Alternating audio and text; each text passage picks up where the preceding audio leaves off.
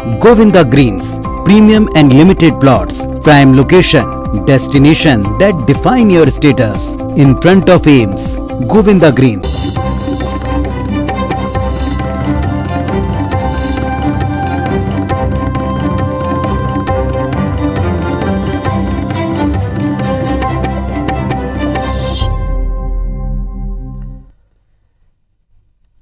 नमस्कार, आप देख रहे हैं आईबीसी 24। मैं हूं आपके साथ विजय कुमार पंड्या। मध्य प्रदेश के इस बुलेटिन में आप सभी का स्वागत और साथ ही साथ प्रदेश की खबरों की शुरुआत करते हैं पंचायत चुनाव की खबर के साथ। मध्य प्रदेश में पंचायत चुनाव को बिगुल बज चुका है। राज्य निर्वाचन आयुक्त बसंत प्रताप सिंह ने प्रेस कॉन्फ्रेंस करके इसकी जानकारी दी है और कहा है कि मध्य प्रदेश में 52 जिलों के जिला पंचायत, 313 जनपद पंचायत, 22,581 ग्राम पंचायत में चुनाव होगा। चुनाव 3 चरणों में होगा। पहले चरण में 6 जनवरी को मतदान होगा, जिसमें 9 जिलों की 85 जनपद पंचायत शामिल है। वहीं दूसरे चरण का मतदान 28 जनवरी को होगा, जिसमें 7 जिलों से 110 जनपद पंचायत शामिल है। वहीं तीसरे चरण का मतदान 16 फरवरी को होगा, जिसमें 36 जिलों की 118 जनपद पंचायत शामिल है। वोटिंग सुबह 7 बजे से दोपहर 3 बजे तक होगी। ग्राम पंचायत, सरपंच और पंच के चुनाव मतपत्र से होंगे और उसी दिन मतदान जाएंगे। वहीं पहले चरण के जिला पंचायत और जनपद पंचायत सदस्य के लिए काउंटिंग 10 जनवरी को होगी। दूसरे चरण में जिला पंचायत और जनपद पंचायत सदस्य के लिए काउंटिंग 1 फरवरी को होगी। तीसरे चरण में 20 फरवरी को जिला पंचायत और जनपद पंचायत सदस्य के लिए मतगणना होगी। जिला और जनपद पंचायत के चुनाव ईवीएम के जरिए कराए जाएंगे। वहीं वीडी शर्मा ने ये कहा कि भले ही ये चुनाव सिंबॉलिक नहीं होते, लेकिन बीजेपी कार्यकर्ता अपनी मेहनत के आधार पर बहुमत से चुनाव जीतेंगे।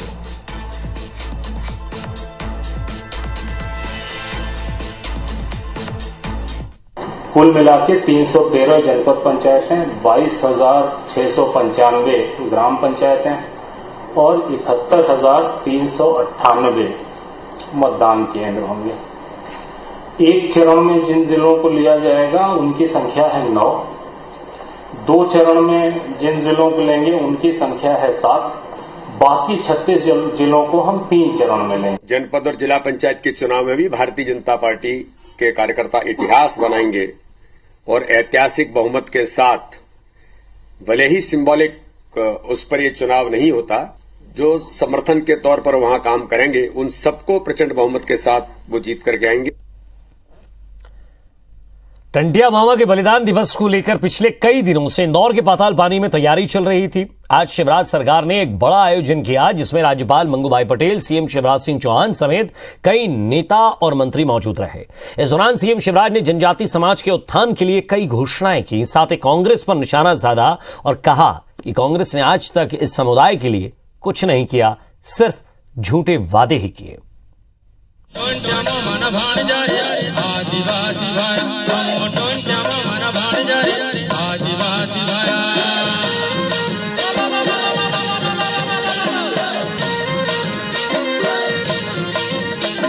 आदिवासी नायक टंटिया भील के बलिदान दिवस पर पाताल पानी में शिवराज सरकार ने बड़ा आयोजन किया।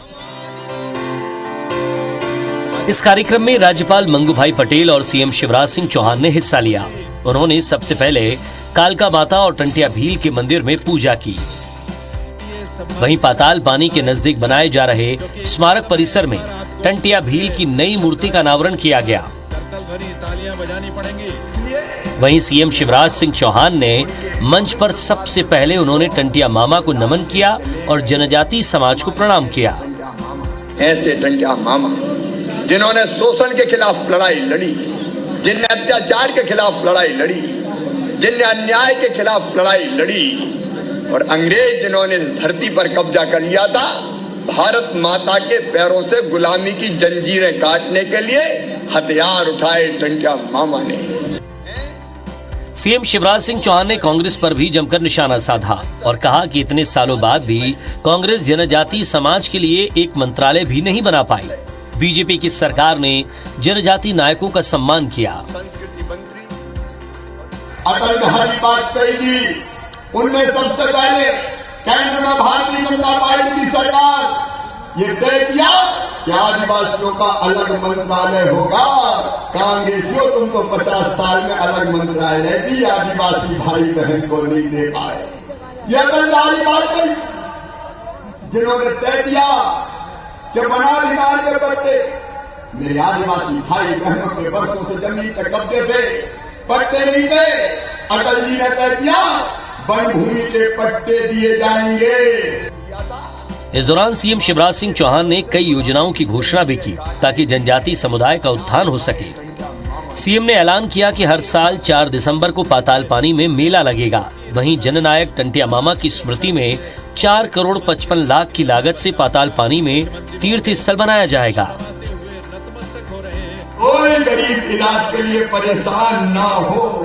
आहार अनुदान योजना पहले से लागू है। हर गांव में 4 ग्रामीण इंजीनियर जो गांव में इंजीनियरिंग का काम करेंगे, वो भी आदिवासी गांव में आदिवासी बेटा या बेटी बनाए जाएंगे। राज्यपाल मंगूभाई पटेल ने भी इस दौरान संबोधित किया और कहा कि जनजाति समुदाय के विकास के लिए शिवराज सरकार शानदार काम कर रही है। बोला जाता है ना, भगवान देता है तो छप्पर फाड़ के देता है। वैसा ही राज्य के मुख्यमंत्री श्री ने जनजाति के लिए छप्पर फाड़ के आज सब योजनाएं बताई, लाभान्वित किए गए हैं। इस कार्यक्रम में टंटिया भील के कई परिजन भी मौजूद रहे, जिनका सम्मान किया गया और आदिवासियों ने टंटिया भील की कई तस्वीरें मुख्यमंत्री शिवराज सिंह चौहान को भेंट की। वहीं कलाकारों ने रंगारंग कार्यक्रम भी प्रस्तुत किए, जिसमें मंच पर मौजूद माननी भी उनकी धुन पर जमकर थिरके। Bureau report, IBC 24। Tantia Mama के बलिदान दिवस के मौके पर बीजेपी सरकार ने इंदौर में बड़ा कार्यक्रम किया। वहीं भोपाल में कांग्रेस ने PCC दफ्तर में टंटिया भील को श्रद्धांजलि दी। पाताल पानी में बीजेपी ने टंटिया मामा की स्मृति में बड़ा कार्यक्रम किया। सीएम शिवराज ने कहा कि हर साल 4 दिसंबर को पाताल पानी में मेला लगेगा, क्षेत्र का विकास किया जाएगा। वहीं 4 करोड़ 55 लाख की लागत से पाताल पानी में तीर्थ स्थल बनाने का भी ऐलान किया गया। वहीं कांग्रेस ने इस आयोजन पर सवाल खड़े किए। कांग्रेस विधायक कुणाल चौधरी ने कहा है कि पहले सीएम शिवराज जी बताएं कि वे टंटिया मामा को क्या मानते हैं, क्योंकि उनके मंत्री तो टंटिया मामा को लुटेरा कहते हैं। वहीं बीजेपी ने कहा कि आदिवासियों के विकास के लिए नीयत चाहिए, जो कांग्रेस के पास नहीं है।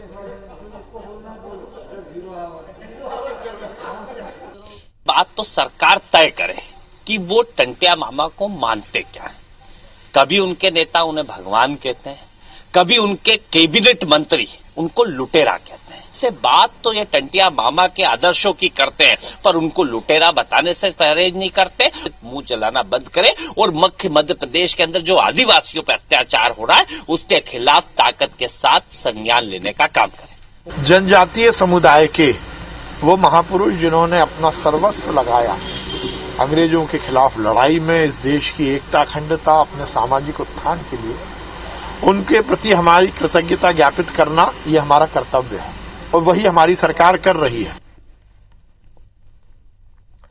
दिग्विजय सिंह के गढ़ राघोगढ़ में केंद्रीय मंत्री ज्योतिरादित्य सिंधिया ने पहली बार सभा को संबोधित किया। हालांकि अपने पूरे भाषण के दौरान सिंधिया ने एक बार भी दिग्विजय सिंह और जयवर्धन सिंह का नाम नहीं लिया। बिना नाम लिए उन्होंने कांग्रेस पर निशाना साधा। सिंधिया ने जनता से राघोगढ़ में एक नया अध्याय शुरू करने का आह्वान किया। उन्होंने कहा कि कुछ लोग हैं जिनका काम हर अवसर में चुनौती ढूंढना है, जबकि बीजेपी का काम चुनौतियों में अवसर ढूंढना है। उन्होंने कहा कि अभी तक वो संकोच में राघोगढ़ नहीं आते जाते थे, लेकिन अब बार बार यहां आएंगे।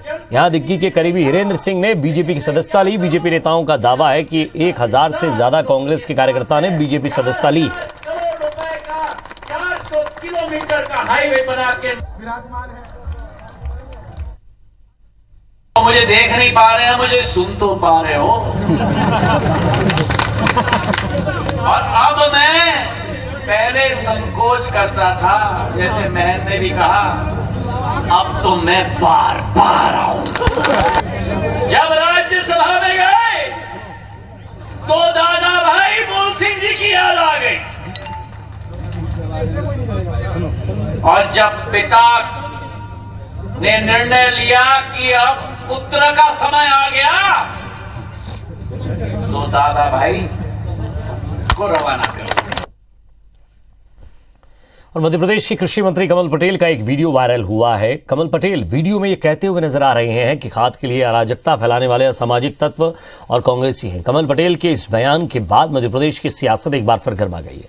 कांग्रेस विधायक कुणाल चौधरी ने कहा कि कृषि मंत्री कमल पटेल खाद के लिए लाइन में लगे और पुलिस की लाठियां खा रहे किसानों को असामाजिक तत्व बता रहे हैं। कुणाल चौधरी ने यह भी कहा कि बीजेपी सरकार को हर विरोध करने वाला शख्स कांग्रेसी नजर आता है। नेहरू परिवार ने अपना श्रेय ले लिया, सापा बांध लिया आजादी का। वो 50-60 साल राज कर गए और जिन लोगों ने कुर्बानियां दी, हंसते हंसते फांसी के झूले पे चढ़े, उनका कहीं नामो निशान नहीं। किसान आंदोलन करे तो वो कांग्रेसी दिखते हैं, देश में किसानों के हक की बात करे तो बिल्कुल स्पष्ट है कि देश का अन्नदाता कांग्रेस के साथ है, कांग्रेस उनके साथ खड़ी और कांग्रेस में हर अन्नदाता है। स्पष्ट है, मुंह चलाने की जगह खाद की व्यवस्था करने का काम करे। मध्य प्रदेश के कृषि मंत्री कमल पटेल एक दिवसीय दौरे पर खरगोन पहुंचे, जहां उन्होंने 912 पीएम आवास के हितग्राहियों के खाते में दूसरी और तीसरी किश्त की 6 करोड़ 61 लाख की राशि सिंगल क्लिक जरिए ट्रांसफर की। इस मौके पर खरगोन के कांग्रेस विधायक रवि जोशी, पूर्व कृषि मंत्री बालकृष्ण पाटीदार समेत कई लोग शामिल रहे। इस दौरान उन्होंने मंच से ही नेहरू और गांधी परिवार पर भी जमकर निशाना साधा। साफा नेहरू परिवार ने बांध दिया, आजादी के लिए बलिदान देने वालों को भुला दिया गया। आज उन क्रांतिकारियों को, आजादी के वीरों को बीजेपी सरकार याद कर रही है।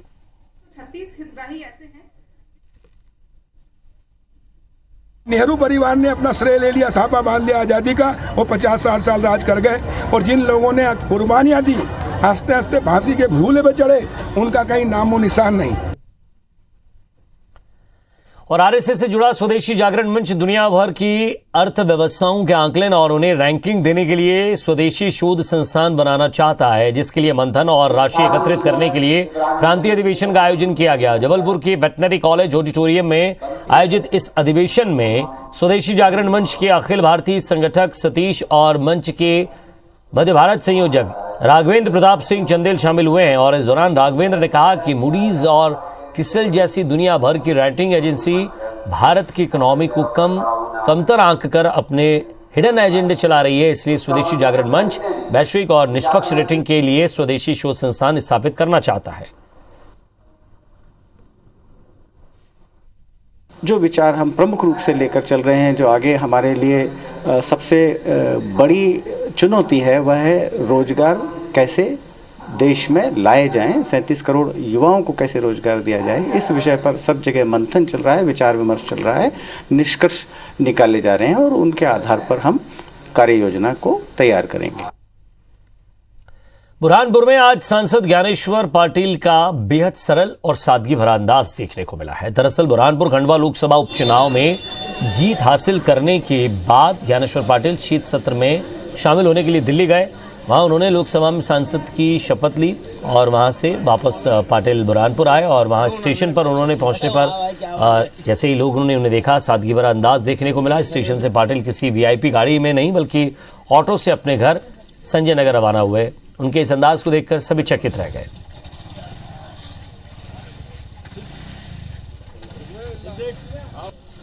मुझे बहुत ही अलग अनुभूति हुई कि जो आज विश्व के पटल पर जिन्होंने देश का नाम रोशन करने का काम किया है, जिनके मार्गदर्शन में देश तरक्की कर रहा है, ऐसे देश के महान प्रधानमंत्री, मैंने जब शपथ ली वो स्वयं उपस्थित रहे और उनके चेहरे की जो खुशी दिख रही थी, वो एक अलग ही आनंद आ रहा था। मुरैना के एती गांव में शनि अमावस्या पर शनि मंदिर में मेले का आयोजन हुआ। आपको बता दें कि 11वीं शताब्दी के शनि मंदिर की प्रसिद्धि पूरे देश में फैली है, जहां पर मध्य प्रदेश के साथ साथ उत्तर प्रदेश, राजस्थान, दिल्ली, पंजाब और हरियाणा से लोग दर्शन करने पहुंचते हैं। शनि महाराज की शरण में शीश झुकाने के लिए केंद्रीय मंत्री नरेंद्र सिंह तोमर भी पहुंचे और शनि मंदिर में पूजा अर्चना के बाद देश प्रदेश की सुख समृद्धि के लिए ईश्वर से प्रार्थना की। आपको बता दें कि आज मंदिर में 3 लाख से ज्यादा भक्तों ने दर्शन किए। भीड़ और केंद्रीय मंत्री के दौरे को लेकर प्रशासन ने सुरक्षा के चाक चौबंद इंतजाम किए हैं। ग्वालियर में बीच बचाव करने आए मामा को भांजे ने गोली मार दी है। दरअसल झांसी रोड थाना क्षेत्र के ओफू की बगिया में खालिद खान के घर बहनोई काले खान भांजा सोहेल और साहिल आए हुए थे। इस दौरान बहन अंजुम और काले खान के बीच किसी बात को लेकर विवाद हो गया। बीच बचाव करने आए खालिद से काले खान ने मारपीट कर दी और गुस्साए काले खान ने बेटों को खालिद को गोली मारने के लिए कह दिया। इसके बाद भांजे ने खालिद पर गोली चला दी जो खालिद की आंख के पास होकर गुजर गई।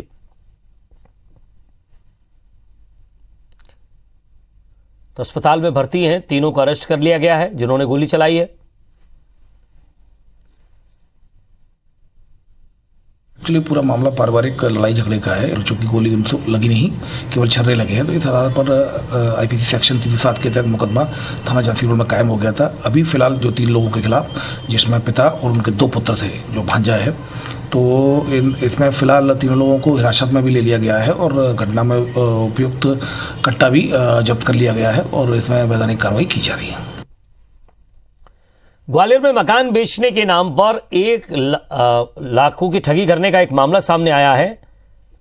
दरअसल गांधीनगर में मकान का 80 लाख रुपए में सौदा तय होने के बाद फरियादी भैयालाल यादव ने एडवांस में 30,40,000 रुपए मकान बेचने वाले बृजराज सिसोदिया को अनुबंध करने के बाद दे दिए। लेकिन जब रजिस्ट्री का समय आया तो वो पहले आजकल करने के बाद टालता रहा और फिर मुकर गया। रजिस्ट्री ना होने से परेशान भैयालाल ने थक हार कर पुलिस में शिकायत कर मदद मांगी है, जिसके बाद पुलिस ने एफआईआर दर्ज करके जांच शुरू कर दी है और उचित कार्रवाई का भरोसा दिया है।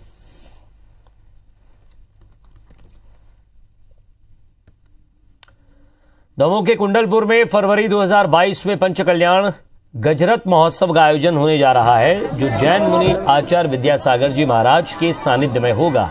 महोत्सव में शामिल होने के लिए जैन मुनि जबलपुर से अपने अनुयायियों के साथ पद यात्रा करते हुए आज हटा के बमनापुरा पहुंचे। यहां जैन मुनि अपने अनुयायियों के साथ रात्रि विश्राम करेंगे और सुबह के समय फिर से कुंडलपुर की ओर रवाना होंगे। इस दौरान जैन मुनि का लोगों ने जगह जगह स्वागत किया। आपको बता देंगे करीब 15 दिनों तक चलने वाला पंच कल्याण गजरत महोत्सव जैन मुनि आचार्य विद्यासागर जी महाराज के सानिध्य में संपन्न होना है। जैन मुनि यहां नए मंदिर का लोकार्पण भी करेंगे। फरवरी के अंतिम सप्ताह में संभवतः होगा कुंडलपुर में महामहोत्सव। चारों ओर महोत्सव की तैयारियां होने लग गई हैं कि हजारों की संख्या में शिष्यगण अपने अपने वर्षा योग से पद विहार करते हुए पांव पांव गांव गांव चलते चलते कुंडलपुर की ओर बढ़ते चले जा रहे हैं। और इसी के साथ फिलहाल इस बुलेटिन में इतना ही। नमस्कार।